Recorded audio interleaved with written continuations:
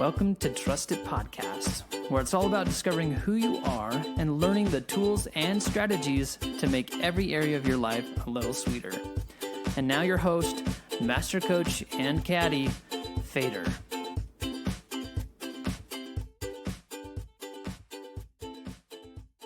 Aloha, Fader. Hey, there's very few words in all the world that I love to hear more than that, especially when I'm in 53 degrees of not aloha. Oh, man. You're in the States now, yeah?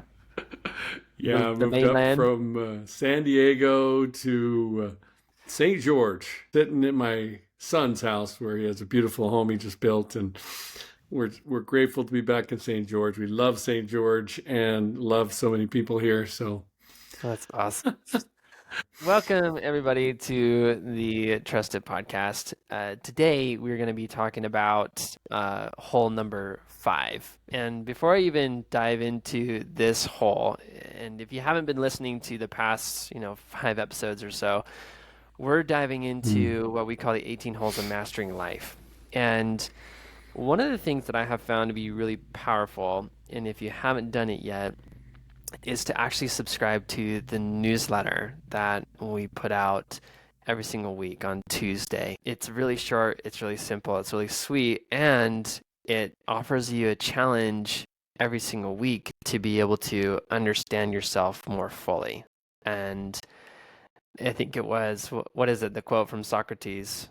What's that quote? The unexamined life is not a life worth unexamined living. life is not worth one not worth living. Ooh, Yeah, that yeah. one strikes you, doesn't it?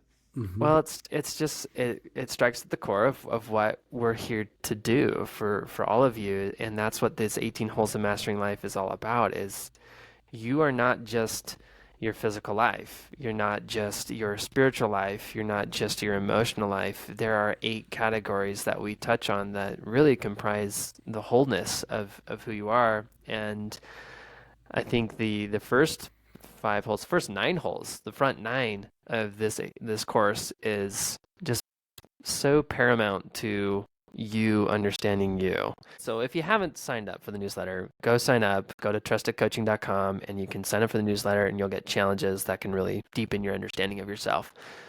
But today we're going to be talking about what's called the field. Vader, you made mention before we started that this is a par 3, Par three, par short 3 hole, short 120 hole. yards, We really want to make short. this simple because when we say the field, what we're talking about is the quantum field. And before you don't, freak out about it, Fader wants to kind of explain this out in maybe a more simplistic way that can really serve us.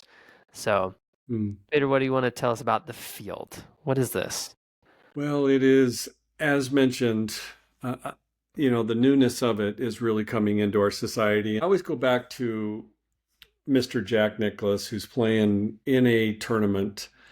He's leading by 1 shot going to the last hole, and he hits his ball out of bounds. So he's got to re-tee and hit his 3rd shot. It's par 4.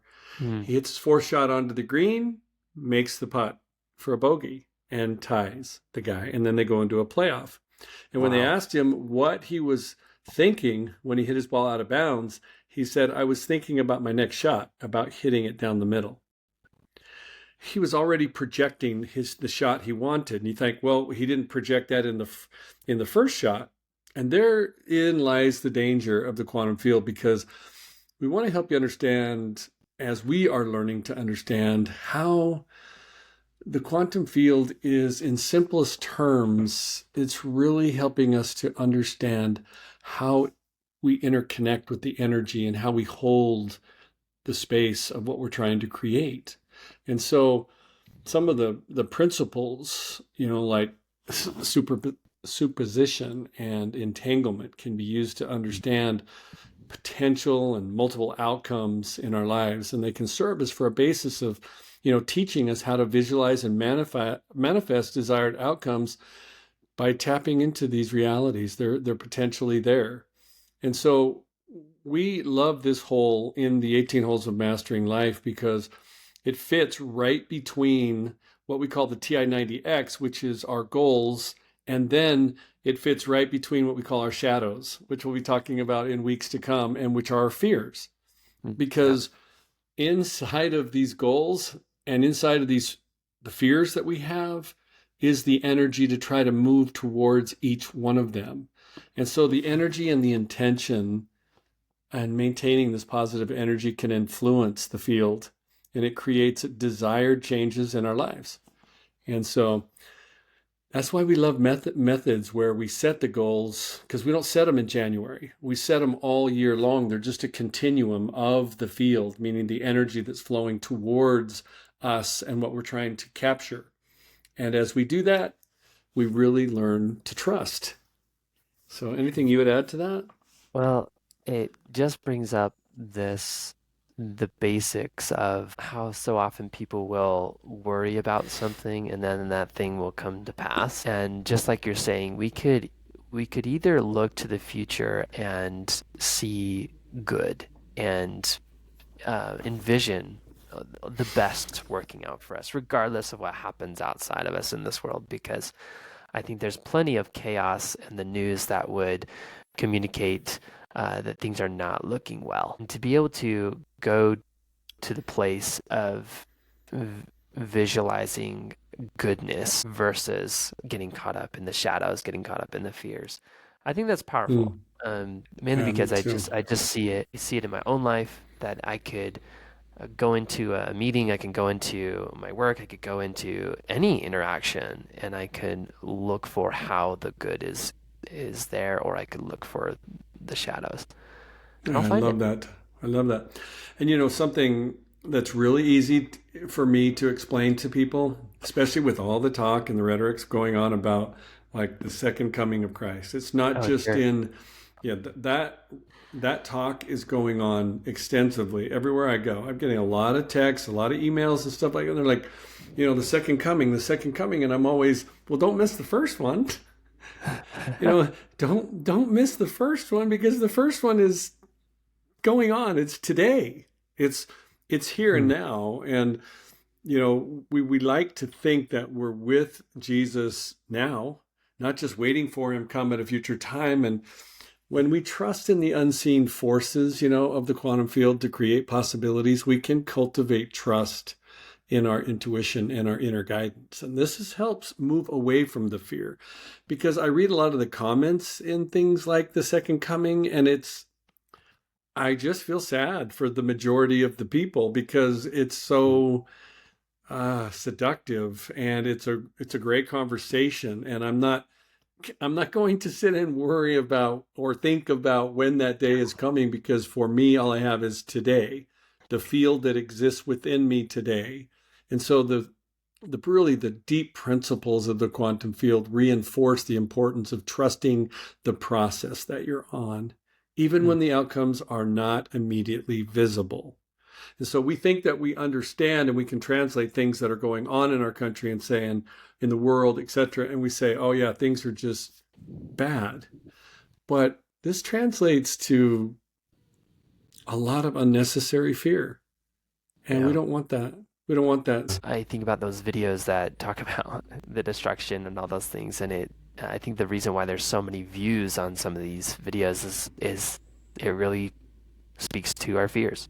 And people are just Mm, so afraid, and so we want to yeah. watch things, and we want to watch, okay, what are the signs, what are the signs of the times, and let me be aware of those things, because if I'm aware, then I'll know, and then I'll be safe. Versus, what if, like you said, what if we don't miss out on the first coming, in the fact that, like, God is here right now with you, Mm, if you're willing mm. to open the door because he's knocking. He will always be here now. Yeah. And we need him now just as much as we'll need him in the future. And that's really a perfect example. But like your health is another perfect example of that. Sometimes when you decide to disengage from like eating sugar or Mhm. white flour or white milk or something that doesn't Yeah. sit well with you, what you're doing is you're projecting into your body now something that is going to be in the future you're going to benefit from. And Hmm. so the constant fear of Jesus Christ coming, or all the ugliness that's going to go on between now and then, can really disrupt the field that you live in right now. Yeah. And why do you want that? Yeah. Why do you want that? Why do you not want to suck out every bit of goodness and love and joy and wonder in right now, Yeah. because ultimately we have no idea what that's going to look like. And let's move away from that, really, because it's really not the focus of the podcast today. It's really helping you to understand that the quantum leap of faith, or the Yeah. quantum leap of trust, is Yep. placed in the universe as you co-create, as you create with it by your thoughts, your feelings, your disciplines. The things that you are practicing in your life right now are all deliberate in shaping your future. And that's the most powerful and most wonderful thing that we possess, is Well, to create that future. you shared an example before we got on of when you were playing basketball at BYU. I don't know if you could Mm. share that, but I thought that was pretty instructive. Yeah, my buddy Tommy, he's just the best. He's 6'10" center. My roommate and on the road trips, and we were stretching out one day before practice, and he said, "You're a little tight in your legs." And I said, like my hamstrings, right? And he goes, "Yeah, when we do that open stretch," he says, "you're really tight right there." And I said, "Yeah, I've never really been really flexible right there in my hamstrings." And he goes, "Well, maybe you're afraid of you're afraid of the game, the game Mhm. that we love and that we're playing." And I'm like, Yeah. "What? That that that yeah, I did have some fear before the games, and it was more than just my excitement to play the game. It was my fear of failure, like I didn't want to Yeah. do something wrong during the game that would cost us losing the game and stuff like that. And I learned that real early in my sporting career. And so I really appreciated Tom saying that with me. And as I thought more about it, I thought, he's got a lot of truth right there. And he goes, "Yeah, you're more flexible when you're not afraid." I'm like, "Ooh." I always loved Tommy for that one, Yeah. and how he taught me to just really project what it is that you want to do and how you want to feel and how you want to, even be flexible. And so today on my field, under Yeah. physical, it says I am agile and mobile, and I Yeah. have a flexible body, and I love my body. See, that's my creation of what I'm carrying with me in and out of the day. And I'm playing pickleball with a bunch of 60-year-olds on the weekend, and according to them, they thought I was agile and mobile. Yeah. And I was saying to myself, that's a direct reflection of what this truth is that I'm learning about me, is that I can be more flexible, more agile, and be more, you know, in tune with what's really me. And that's Yeah. exciting. Yeah. If you listen to the podcast from the previous four, you'll see how they all build into one another. And then you'll see exactly how Yeah. today's podcast fits into our next podcast, which will be on our fears. And Yeah. so, And if you guys want to dive deeper into what we're talking about here, we have a whole course that's the front nine. It has everything already there, as well as worksheets and things that you can dive into. So you don't necessarily have to wait until we release some of these things to just dive into it a little bit more. But we want to just offer that to you, and you can find it on trustedcoaching.com. We'll put a yeah, link in the appreciate it. description. So, Yeah, appreciate all the momentum we're getting, and a lot of great comments. And thank you all for participating along with us. And we say the same thing. I say it virtually every day. I don't care where you get your coaching from. I just hope you're getting some, because we all need, in today's world, you need a trusted advisor. As I call them, there's three tiers. Here's your trusted advisors, which are very few people that you can really go to for solid information and trust. And then you have your frenemies, which are most of my friends. They like me until they don't, And then you have the cotton candies, and the cotton candies are the woo dee, dee, dee, dee, dee, dee, dee. We stay away from them. But those trusted advisors, those few that we are able to to acquire and to work with in our life, can be such milestones and guideposts for us in our life. So we're yeah. grateful for everybody that's involved in the Trusted Coaching Program. And let's just leave it at that. Yeah. Aloha to you, and thanks so much. I hope you enjoyed this podcast, and we'll see you again quickly. You can trust it. Hey, listen, If you enjoyed this podcast, you'll want to come check out trustedcoaching.com, where you can get more support and coaching to help you become more of who you really are and to achieve the vision you have for your life. Again, that's trustedcoaching.com. We'll see you there.